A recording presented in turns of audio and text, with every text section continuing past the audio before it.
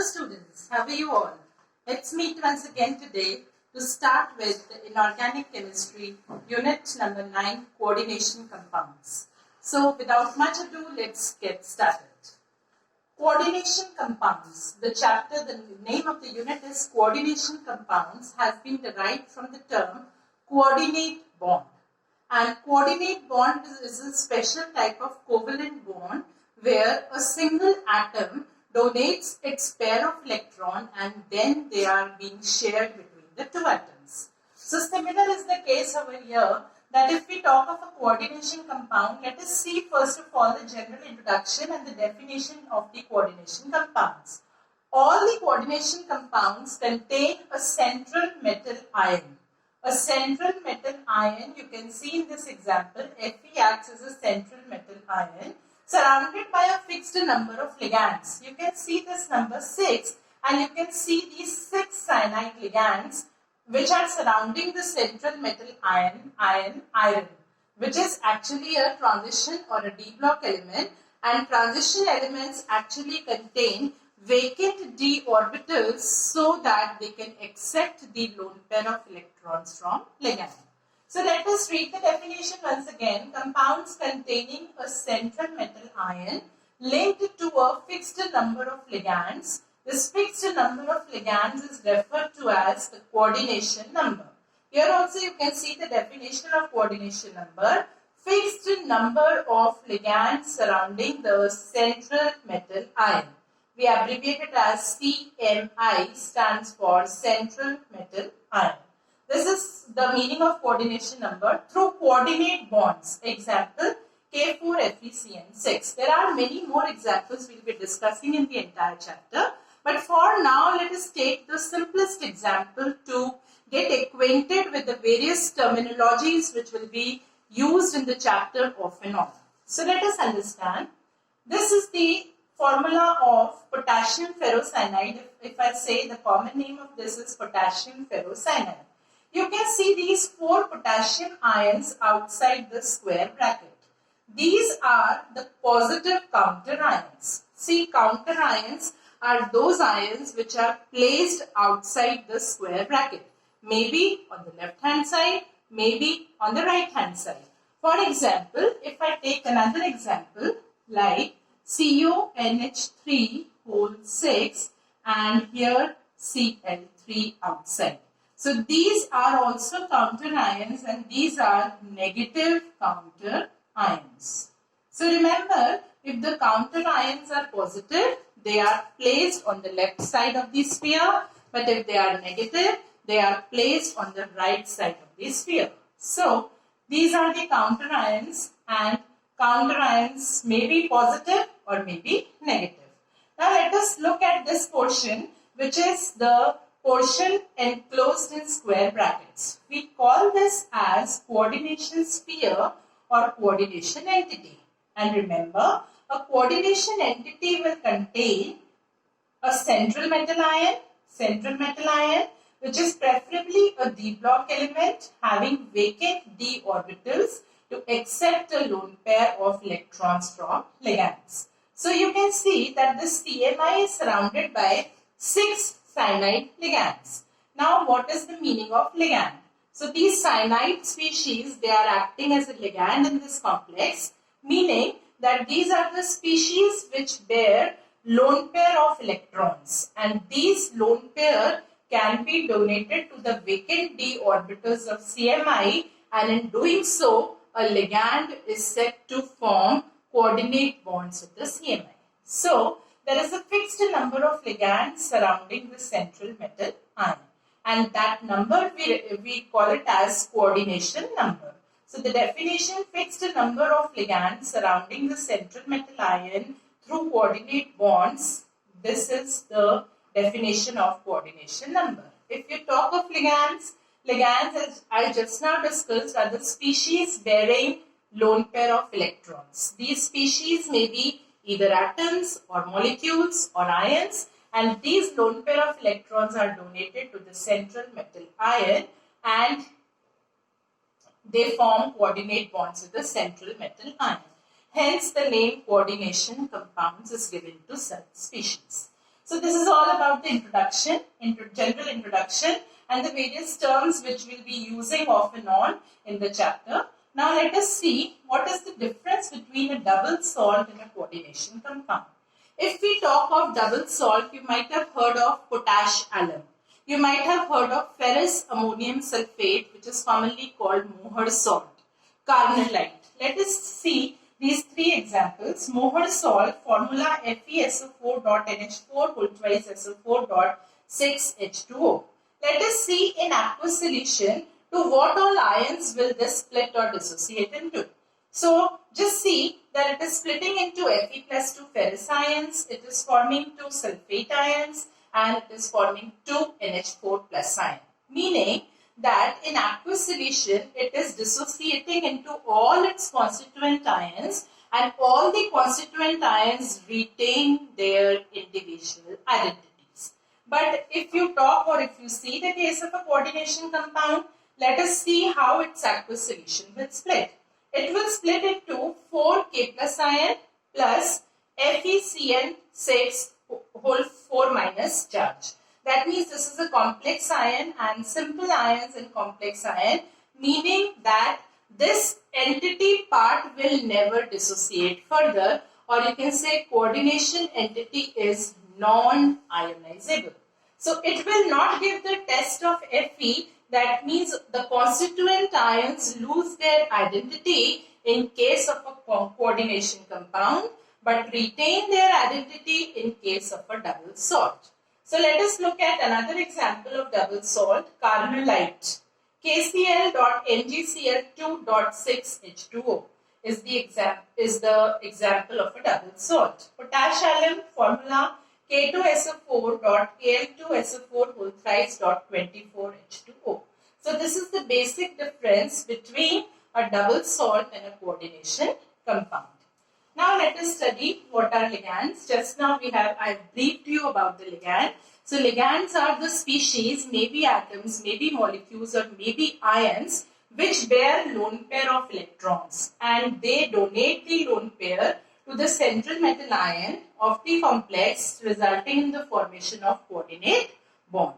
So how many donor atoms do the ligands have is referred to as the denticity of the ligand.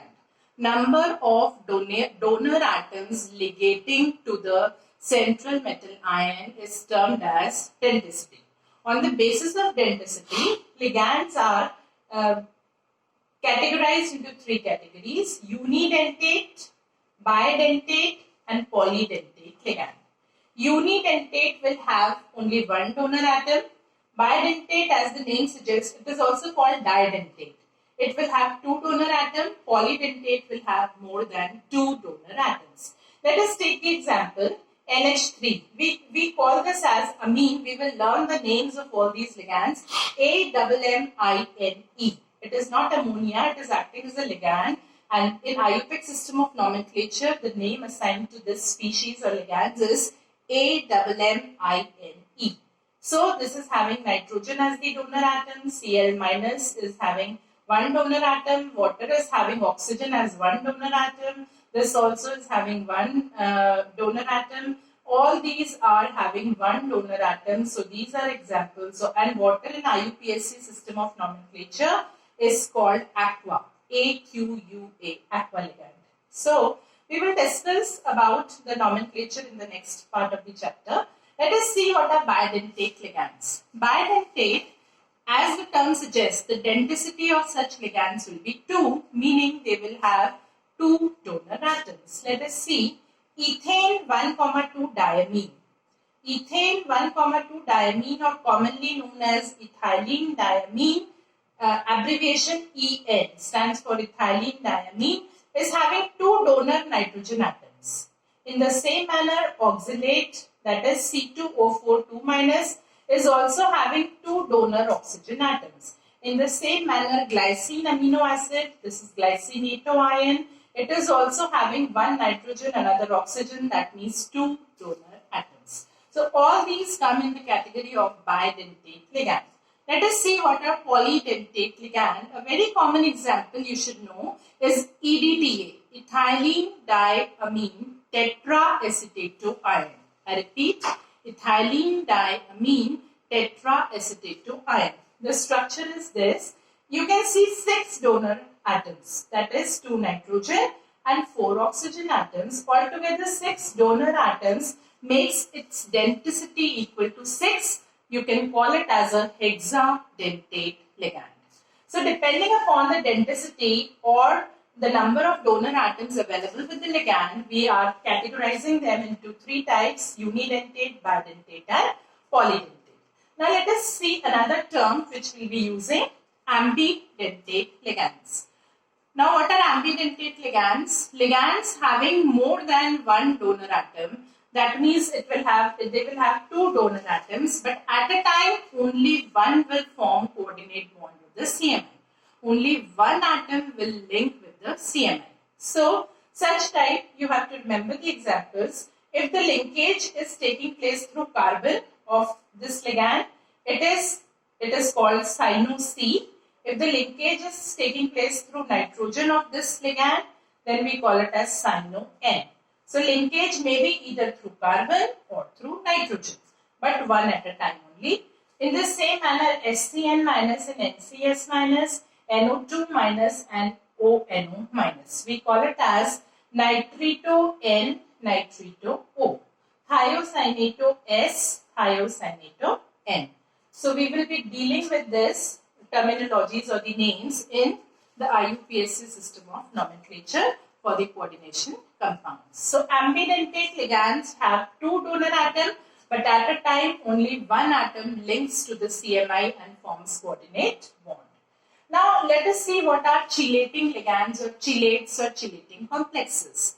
So whenever a CMI is surrounded by maybe a bidentate or a polydentate ligand, and it surrounds the CMI, these ligands surround the CMI in form of a claw, forming a ring-like structure, then such complexes are called chelating complexes, and these ligands are referred to as the chelating ligands. As you can see in the example, copper CMI is surrounded by 2 bidentate ethylene diamine ligands, and they are surrounding or forming a ring-like structure.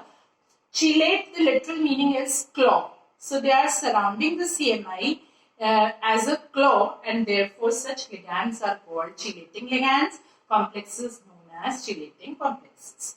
Last, we have to see homoleptic and heteroleptic complexes. What is the difference? Homo means same, hetero means different. So whenever a compound is containing only one type of ligand surrounding the CMI, they are homoleptic complexes. As you can see, only one type of cyanide ligands are surrounding this complex, but heteroleptic, more than one type of ligands are surrounding the central metal ion in a complex. Such complexes are called heteroleptic complexes. Just see the example. CO, NH3, whole 4, Cl2, 2 types of ligands, NH3, amine ligand and chloroligand, Cl minus. So such type of complexes are heteroleptic complexes. Now we will learn about the IUPAC nomenclature. Let us now study about the term coordination polyhedral. Coordination polyhedral refers to the spatial arrangement of ligands surrounding the CMI. That means what is the 3-dimensional arrangement in which the ligands are surrounding the central metal ion in the coordination entity is referred to as the coordination polyhedral. For example, let us consider if the coordination number of a complex is here, of the CMI in a complex is 6, then it will have octahedral type of spatial arrangement where the 6 ligands in an octahedral manner will form coordinate bonds and will surround the central metal ion. Let us see what if the coordination number of the CMI is 4. It may have 2 different types of spatial arrangement. It might form 2 different types of coordination polyhedron. One may be tetrahedral, where tetrahedrally all the 4 ligands surround the CMI. Another may be square planar, where all the 4 ligands are surrounding the CMI in a square planar geometry. So the geometry in which the ligands surround the CMI is referred to as the coordination polyhedron. Now let us study what is actually the oxidation state of CMI and how do we calculate the oxidation state of CMI. So oxidation number, as we have studied in class 11th also, it is the charge borne by the central metal ion when all the ligands are removed from the complex. So let us see the example of potassium ferrocyanide we take and how to calculate the oxidation state of the CMI. See, the CMI here is Fe, that is iron, and now let us calculate the oxidation number of iron, CMI. The oxidation number which is to be calculated is considered as X, may be any variable. So, for potassium, which is an alkali metal, we know it shows +1 oxidation state. So, for 4 atoms of potassium, it will be +1 into 4 plus X, because we need to calculate the oxidation state of iron, which is considered to be X over here, plus -1 for cyanide. -1 is the oxidation number of cyanide into 6, that is -6 equals to 0. That is, since the complex is a new, you can say that it is not having any charge on it. So, the sum of oxidation states of all the species has to be equated to 0. So, it becomes X equals to 2. That means the oxidation state of iron here is +2. Let us take another example of another complex where we have negative counter ions. So, here we need to calculate the oxidation state of cobalt. Let us consider that oxidation state to be X. NH3 ligand has the oxidation state equals to 0. So, Cl minus has equals to 1. So, -1 into 3. That means X minus 3 equals to 0. X is +3. In this manner, we calculate the oxidation state of the central metal ion, remember, for which you will have to remember the charges borne by the ligands or the oxidation states of the various ligands you have to remember. Now let us take the next important topic, Werner's coordination theory. Alfred Werner was a scientist who stated that any coordination complex will have 2 types of valencies. What are those 2 types of valencies? So we are discussing the postulates of Werner's coordination theory. Now we have 2 types of valency. One is primary, another is secondary. Primary valency is actually ionizable. Secondary is non-ionizable. So if I just take this complex, you can see that the primary valency is always satisfied by the counter ions, but the secondary valency is always satisfied by the ligands. So you can see satisfied by the counter ions, but secondary is satisfied by the ligands. Then primary valency is,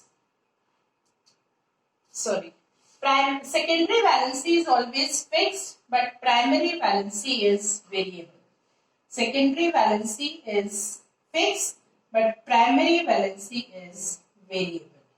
Now, primary valency refers to the oxidation state of the central metal ion, and secondary valency, it refers to the coordination number of the central metal ion.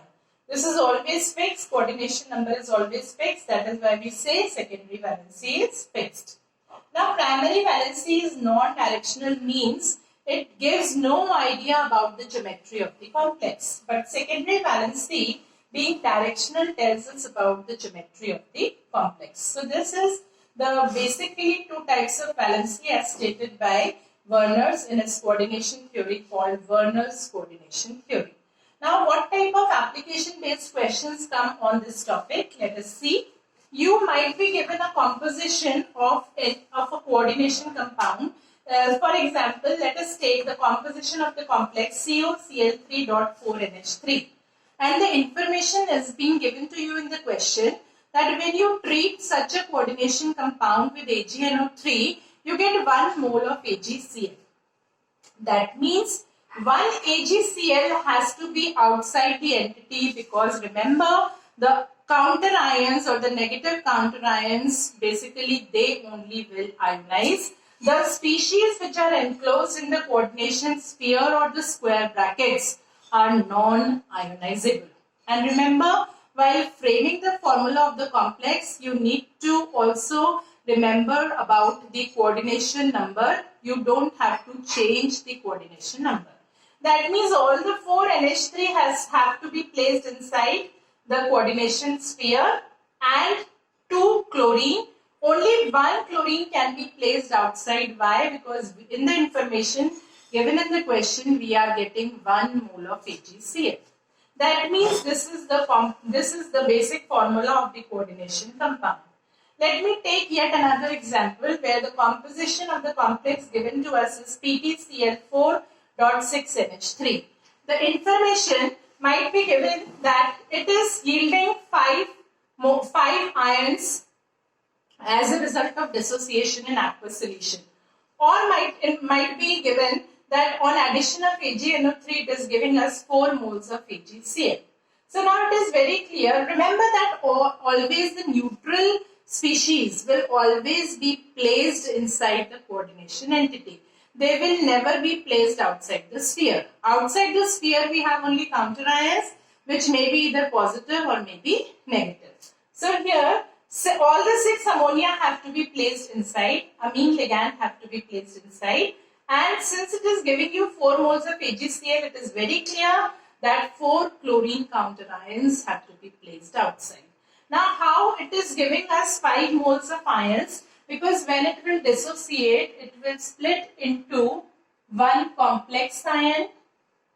This is the complex ion along with 4 Cl minus ions. So altogether we are getting 5 ions as a result of its dissociation. So this is how, by the information given, you might be asked to frame the formula of the complex and assign the IUPAC name to it. IUPAC nomenclature we will study in the next topic.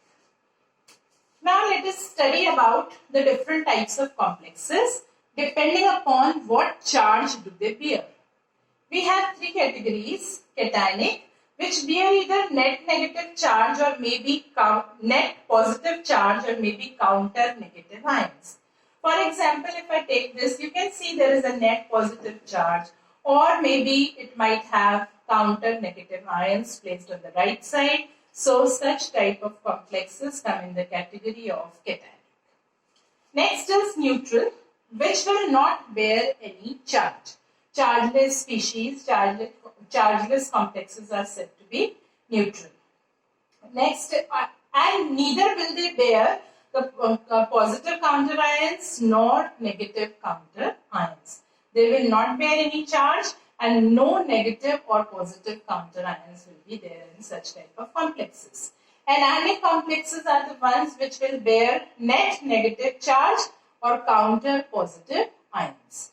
And remember, for such complexes in the IUPAC system of nomenclature, while we write the IUPAC name of the complex, we have to use the Latin name of the central metal ion, and that has to be suffixed by putting ate, A-T-E suffix. So CMI Latin name has to be suffixed by putting ate. Now remember a few Latin names which we'll be using. Fe, ferrum, so we will write ferrate. If it is an ionic complex and the central metal ion is Fe, then we will use the term ferrate for this. Cu, which is cuprum, Latin name, we will use cuprate. Sn, stannum, Latin name, we will use stannate. Pb, we will use plumbate. Au, we will use borate. And Ag, we will use argentate. But when will we use? Only when the species or the complexes are anionic, means they are either bearing the net negative charge or the positive counter ions.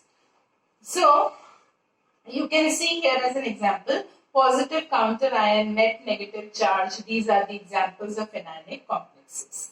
Now let us proceed to the next very important topic, and let me assure you, you will for sure get a 1 or 2 mark question based on assigning the IUPAC names to the coordination compounds. So we will practice this topic in detail, but before giving you all the rules, I will not basically discuss all the rules. I will discuss the rules in form of examples, where we will take the different examples where we'll be studying different types of rules which are applicable. So, if it is a cationic complex, cationic species, the first category, then what is the general format for assigning the IUPAC name? First of all, we will write the number prefix. Number prefix, for example, that is, if we have 2 ligands, we will write di or bi, 3 tri, 4 tetra, 5 penta, 6 hexa. So this is what is meant by number prefix. That is di, tri, tetra and so on. Then we will write the name of the ligand. Name of the ligand, if we will study the different names as we will deal with further examples. So name of the ligand here, it has to be remembered that negative ligands are suffixed by putting O after their name. For example, Cl minus we write chloro, Cn minus we write cyno, OH minus we write hydroxo, then Nc minus we write cyno, N, then different like Br minus we write bromo and so on. So remember, only for negative ions the suffix has to be put, has to be used, and that is suffix O. And for positive we use ion, I-U-N. So after that, name of the ligand, then name of the central metal ion, and we will use, after this we will calculate the oxidation number of the central metal ion. We will write that oxidation number in Roman numbers, followed by counter ions. Remember, for counter ions we will never mention the number.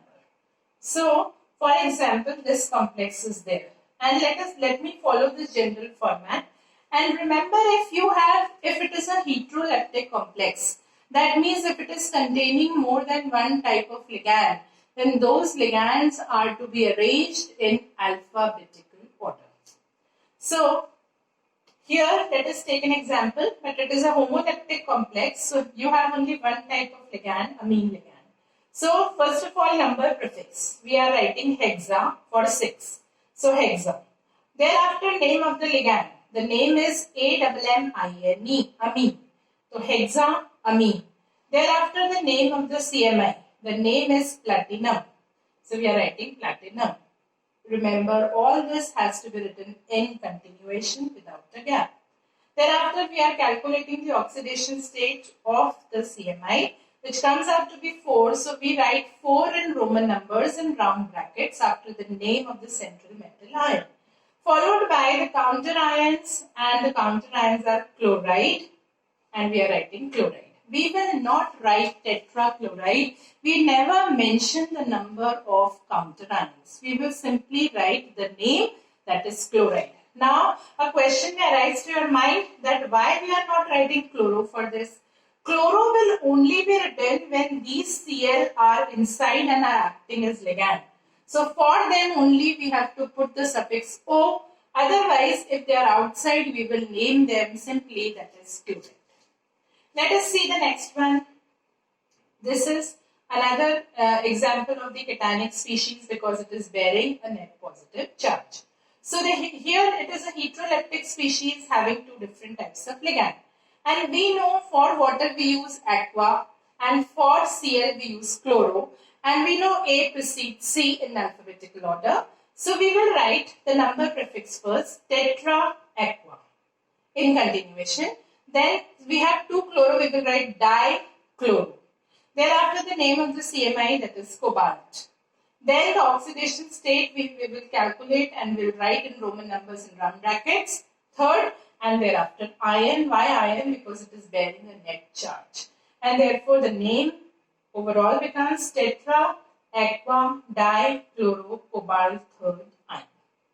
Now let us practice this on your own. You will have to write PTNH3 whole twice ClNO2.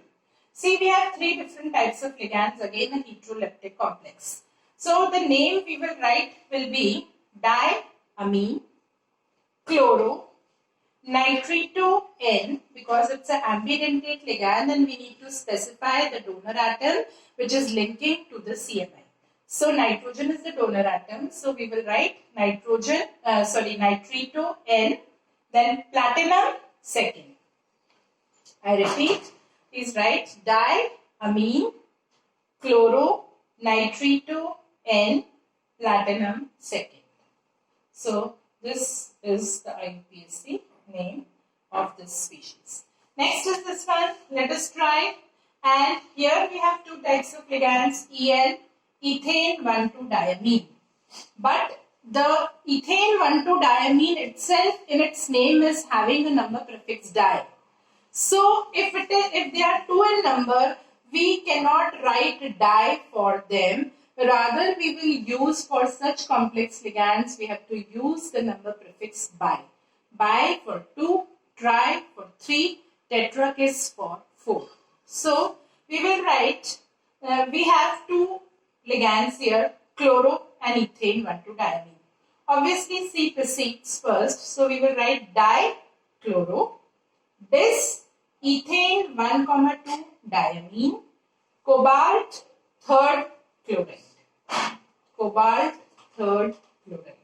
So this is all about the nomenclature of the cationic species. Now we will proceed to the nomenclature of the anionic and neutral species. Let us now continue with the IUPAC nomenclature of anionic complexes.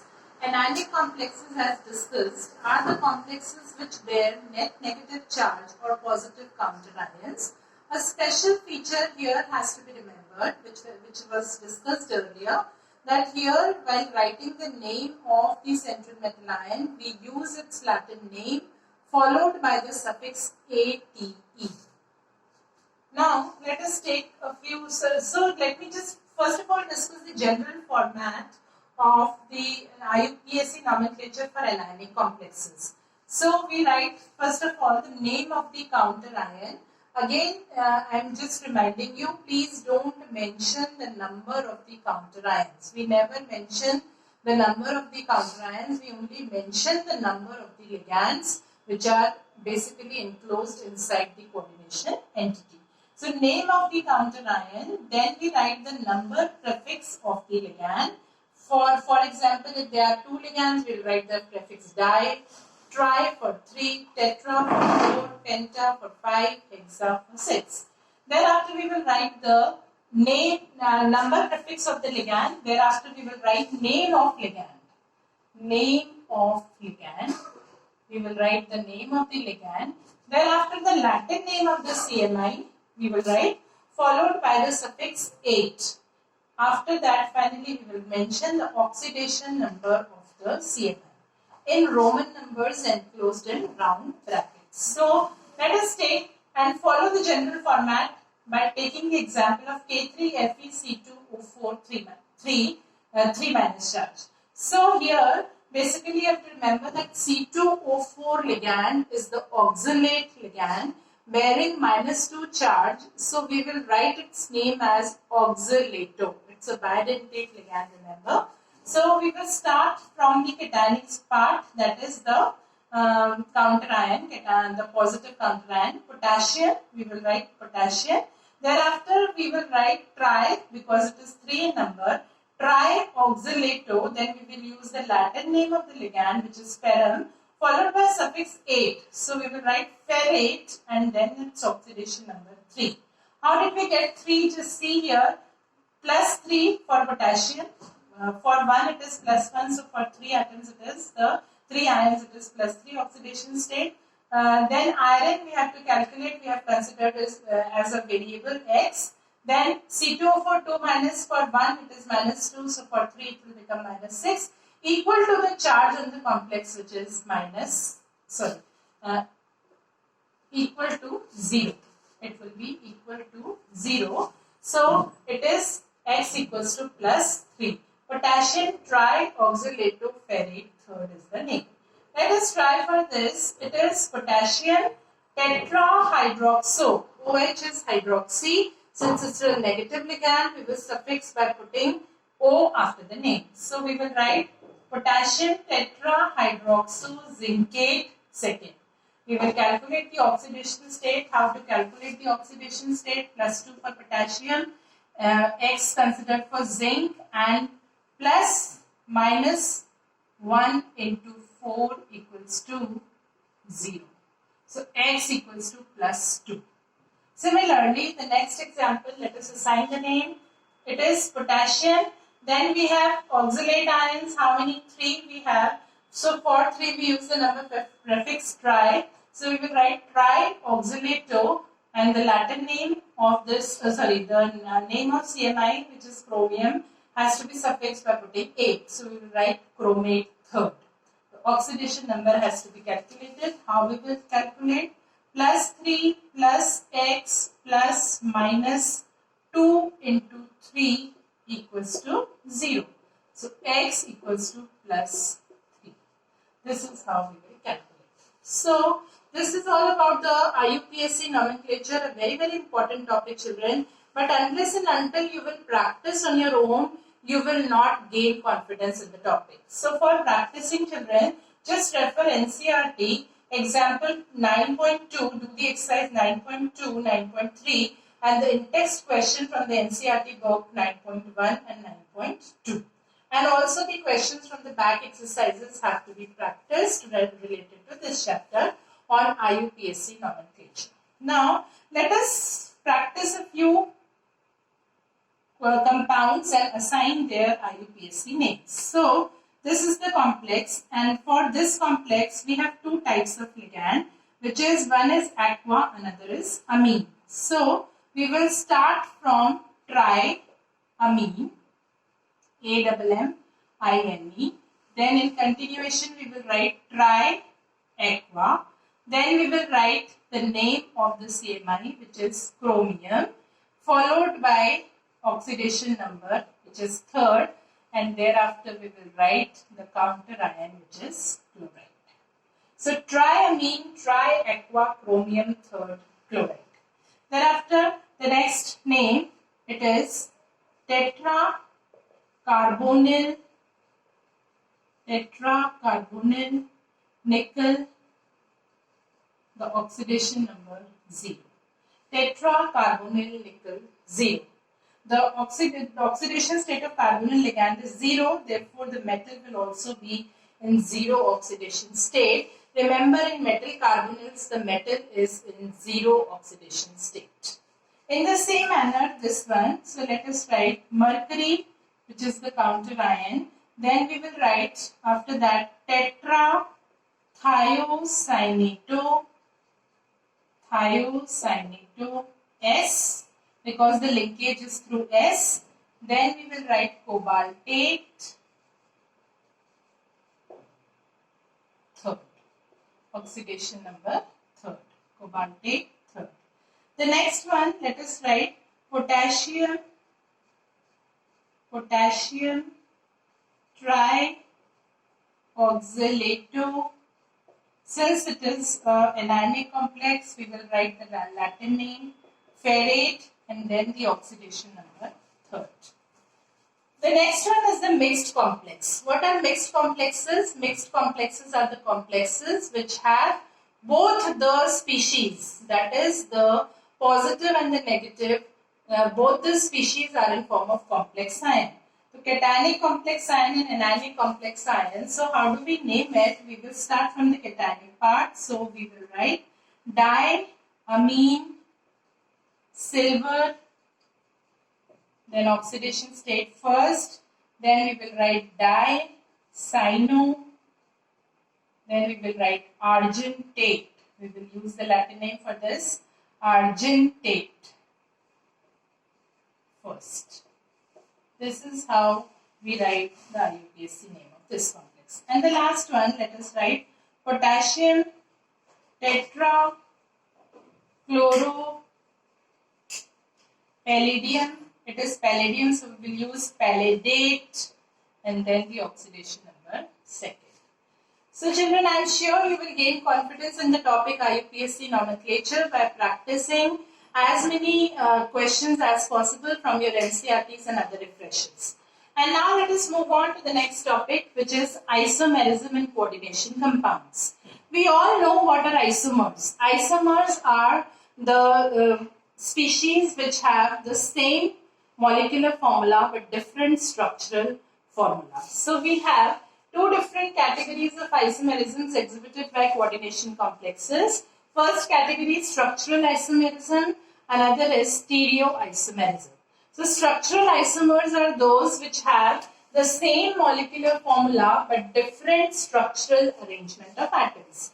But on the other hand, the stereoisomers are those which have the same molecular formula but different spatial arrangement of atoms. Spatial as in we mean three-dimensional arrangement of atoms is different.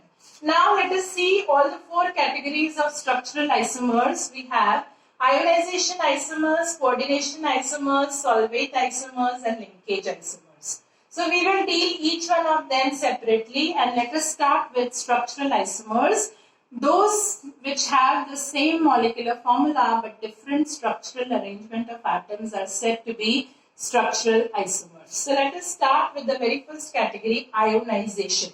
As the term suggests, ionization means they will produce different ions as a result of dissociation of their aqueous solution.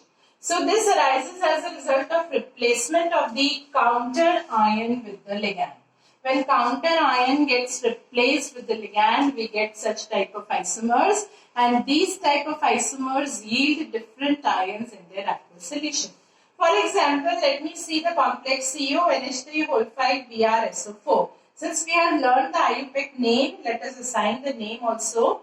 Pentaamine, AMMINE, bromo, cobalt, third sulfate. Pentaamine, bromo, cobalt, third sulfate. Let us see in its aqueous solution how does it ionize. It will ionize to form a complex ion, positive complex ion and sulfate. SO42 minus the counter ion, which is the ionizable part here, sulfate is formed. But if you just simply interchange sulfate with bromide, that means bromine goes out and it behaves as a counter ion, and sulfate gets in and it behaves as a ligand. So exchange of counter ion with the ligand will produce such type of isomers. Its isomer will be CONH3O5, gets inside and it behaves as a ligand, and Br goes outside and it starts behaving as a counter ion. It will split into this complex ion along with the counter Br minus ion. So if a question is asked that give evidence to prove that these two are ionization isomers of each other. So what evidence are we supposed to give here? We will basically give in this first case, we will give the test for the sulfate ion. And we all know that the sulfate ion, the confirmatory test is barium chloride test. BaCl2 when added to the complex produces a white precipitate of BaSO4. So only this complex will give us a white PPT of BaSO4 on addition of barium chloride. This complex will not give since sulfate is inside acting as the ligand in the entity, and therefore it is non-ionizable. The ionizable species is the Br minus here, so it will give the silver nitrate test for Br minus ion. And silver nitrate test, how do we perform? To the complex we add AgNO3 and we get a light yellow PPT of AgBr. So this is the evidence to prove that these two are ionization isomers of each other by the characteristic test of the counter ions they would give in their aqueous solution. Next example, let us see COH2O5NO3Cl. Let us first assign the IUPAC name to this. It is penta aqua nitrato cobalt second chloride. I repeat, penta aqua nitrato cobalt second chloride. And its ionization isomer, how to form its ionization isomer? Interchange the Cl with NO3. Cl goes in, acts as a ligand. NO3 goes out, acts as a counter ion. So they will give different types of ions. This will give Cl minus ion, which will ionize here. In this case, the NO3 minus ion will basically appear in the aqueous solution. So this complex will give us the test silver nitrate, the ring test for confirmatory test for NO3 minus ion. And how to do the ring test to the complex? Add freshly prepared ferrous sulfate, followed by addition of few drops of concentrated H2SO4 so that a brown ring appears at the junction. So this will not give the test for nitrate, rather it will give the silver nitrate test.